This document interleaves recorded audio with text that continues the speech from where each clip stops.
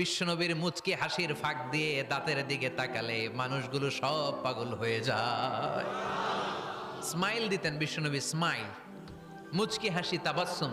বিশ্বনবীর মুচকি হাসি দেখলে মানুষ পাগল হয়ে যেত, পাগল পাড়া হয়ে যেত। তারা বলে না না, এ মহামানব তো কখনো পাগল হতে পারে না। আবার মিলাতে লাগলো আবু জাহেলের কর্মীরা বলেছিল এটা নাকি বড় জাদুকর, কিন্তু তারা বলে না না, এই অসাধারণ লোকটা জাদুকরও হতে পারে না, সে তো কোনো মন্ত্র পড়ে না। জাদু করার জন্য মন্ত্র পড়ার দরকার আছে না নাই? বিষ্ণুনবী কি মন্ত্র পড়তো? বিষ্ণুনবী কি পড়ে শোনাতো?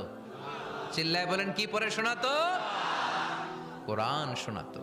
এত সুন্দর কণ্ঠ ছিল বিশ্বনবীর, পাগল হয়ে যেত মানুষ শুনতে শুনতে, পাগল পাড়া হয়ে যেত, বিমুগ্ধ হয়ে যেত।